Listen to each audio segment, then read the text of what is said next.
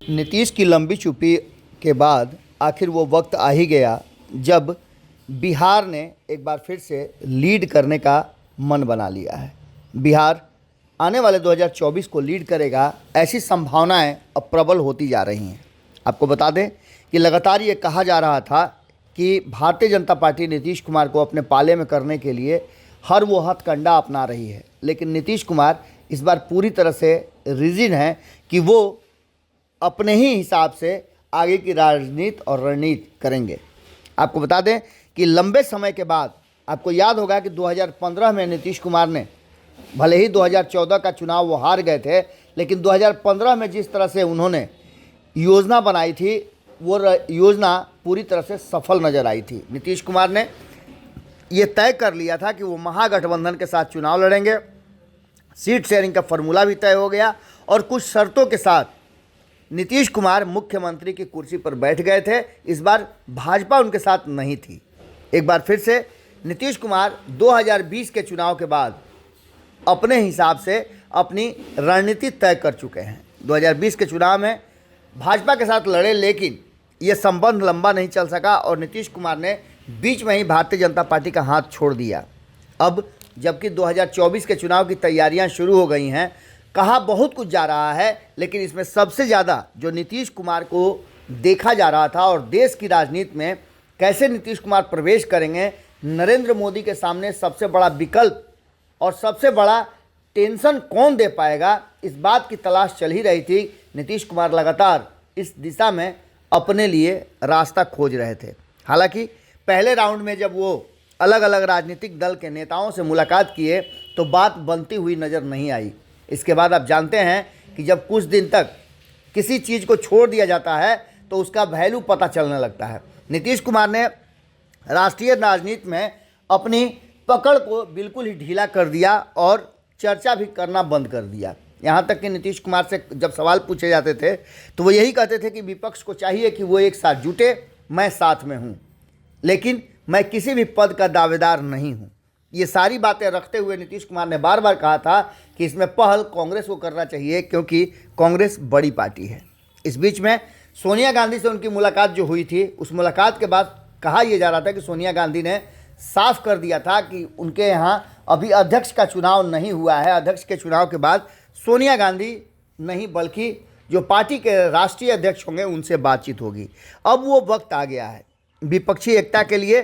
खड़गे ने नीतीश कुमार से बातचीत की है और इसके बाद नीतीश कुमार लगातार कई नेताओं से बातचीत किए हैं। आपको पता है कि किस तरह से तमिलनाडु को लेकर के बिहार में हंगामा मचा हुआ था और इसी बीच में ये भी याद होगा आपको कि तेजस्वी यादव तमिलनाडु गए थे और स्टालिन के जन्मदिन पर वहाँ मुलाकात किया था। अब स्टालिन से भी नीतीश कुमार की बातचीत हो चुकी है। इसके साथ साथ उद्धव ठाकरे से भी बातचीत हो चुकी है।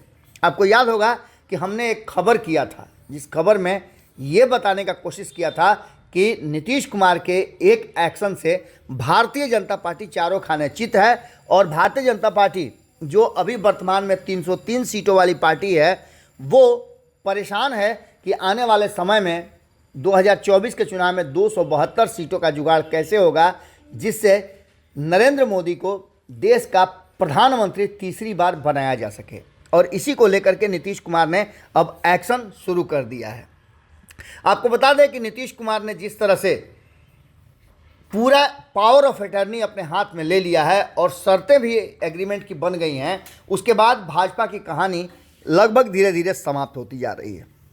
आपको बता दें कि भाजपा की बेचैनी इस बात से अंदाज़ा लगाया जा सकता है कि लगातार बिहार पर फोकस अमित शाह अब दिल्ली में बिहार के नेताओं के साथ बैठक कर रहे हैं और जल्दबाजी में जिस धारा के तरफ बिहार की राजनीति जा रही है और चर्चा हो रही है, उसी धारा की तरफ मुड़ जा रहे हैं। हाल ही में सम्राट चौधरी को, जो कि कुशवाहा समाज से आते हैं, बिहार का मुखिया बनाया है और उनके हाथ में कमान दी गई है। इसके बाद अब तैयारी है कि कैसे किसी और समाज के नेता को नेता प्रतिपक्ष विधान परिषद में बनाया जाए, क्योंकि वो सीट सम्राट चौधरी के अध्यक्ष बनने के बाद खाली होने वाली है। ये सारी रणनीति बना रही है। इसी बीच में नीतीश कुमार ने नहले पे दहला मारा और नीतीश कुमार के इस नहले पे दहला में भारतीय जनता पार्टी पूरी तरह से फंस गई है। अगर सूत्रों की माने तो खड़गे ने कई नेताओं से बातचीत की है और इस आशंका से इनकार नहीं किया जा सकता है कि नरेंद्र मोदी के विरुद्ध जो लगातार विपक्ष को एकजुट करने की बात चल रही थी वो कहीं ना कहीं अब लाइन पर आती नजर आ रही है। खरगे एकजुट करने के लिए इसकी रूपरेखा और दिशा निर्देश को लेकर के चर्चा विपक्ष के साथ लगातार कर रहे हैं और विपक्ष के शीर्ष नेताओं के साथ बैठक बुलाने की भी पहल उन्होंने की है। जल्द ही ममता बनर्जी, अखिलेश यादव, शरद पवार, तेजस्वी यादव, हेमंत सोरेन, येचुरी, डी राजा, फारूक अब्दुल्ला सरीखे नेताओं से संपर्क किया जाएगा और उसके बाद रास्ता तय किया जाएगा। इसके बीच हमने आपको बताया कि नीतीश कुमार पूरी तरह से अब लीड करने के लिए तैयार हैं। इसके साथ साथ आपको बता दें कि 2024 के लोकसभा चुनाव में देश की तस्वीर बदलनी चाहिए, इसको लेकर के लगातार प्रयास हो रहा है। इससे पहले नीतीश कुमार ने कांग्रेस की पूर्व अध्यक्षा सोनिया गांधी से भी बात किया था। अब मल्लिकार्जुन खड़गे के साथ उनकी बातचीत लगभग फाइनल हो चुकी है और इस एग्रीमेंट पर अब किसका किसका साइन होता है और किस तरह से ऊंट जो है वो पहाड़ के नीचे आता है, ये बातें दिखाने और देखने वाली होगी।